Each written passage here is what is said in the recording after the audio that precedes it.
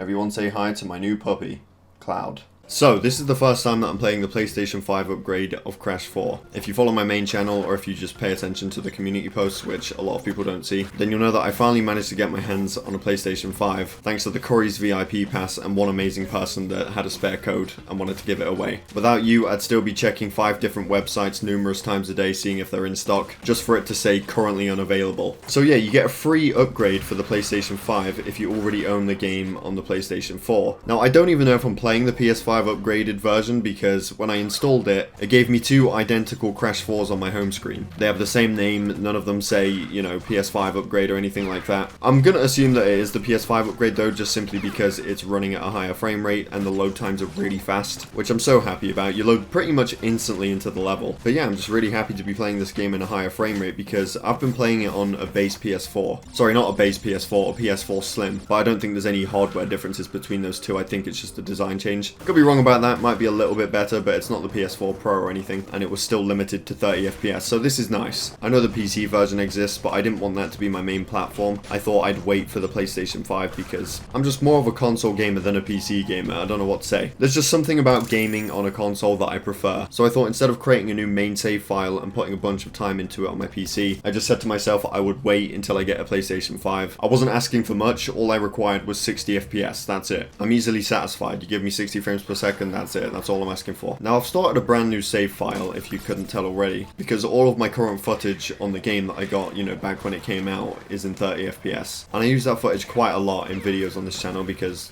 you know, I'm a Crash channel. If I'm not talking about the game, I'm at least... Oh shit, did I just screw myself over?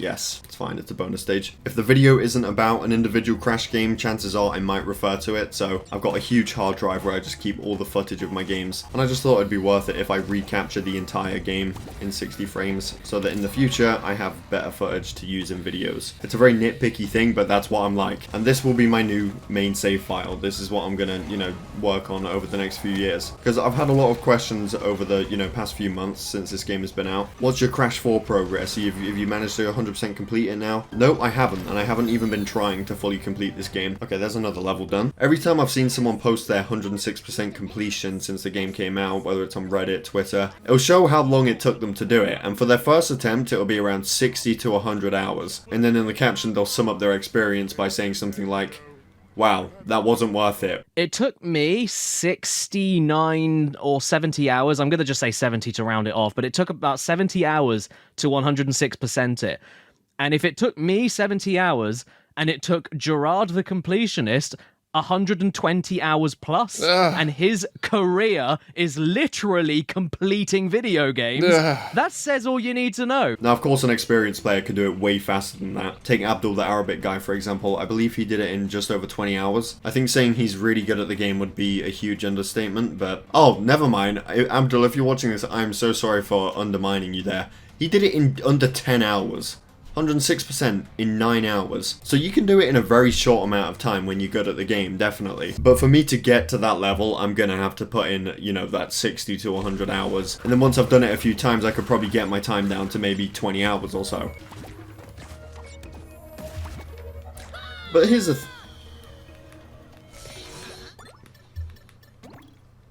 would somebody who can 100% this game do that? The thing is though, I'm more of a main story person, even in games that I love. Like, I will, even if I don't like a game, I will at least try and get to the end of the main story, you know, the credits. And what's most common when I play a game is I'll get to the end of the main story, do a bunch of extra stuff, and then call it a day. It really just depends on how much extra stuff there is and how tedious it is to complete. The thing with this game though is that some of the things that you have to do to get that 106% completion are just too tedious for me, and they would frustrate me way too much. I think you've seen it in my series.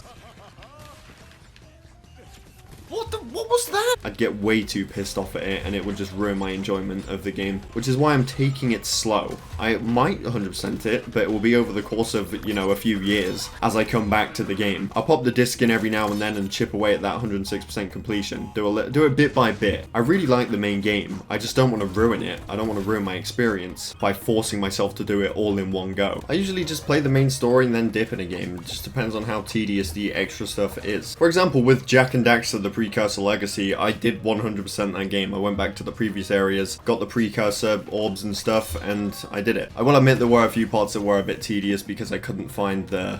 Oh wow, where were they? Where were those last 2 crates? And it's not that I'm not up for a challenge, that's why I'm saying in the future, over time, I might attempt these things. I mean, let's take Final Fantasy X for example. When I finished that game, I did quite a few of the extra things that you could do, like the Chocobo Racing Challenge. Now, that's not going to mean anything to anyone that's not played the game, but if you've played Final Fantasy X and you know the Chocobo Challenge that I'm talking about, you know exactly how tedious that challenge can be. It took me 2 whole hours of just nothing but attempting it over and over again. So I did the main story in Final Fantasy X, I did a bunch of the extra stuff, and then I just revisit it every now and then, doing some of the other stuff, and that's what it's going to be like with this. I'm looking forward to going through this game again though for the main story, without caring about the boxes. Like, I'll try. If I don't, that's fine, I'll just move on. Unless I'm at the very beginning. If I'm at the very beginning and I die, I might as well restart it at that point. When the game was brand new, and I was going through it for the first time before it came out, I didn't have the slightest clue how frustrating it would be to beat this game fully, so I had in mind that I could do it on my first attempt. This time, I am not bothered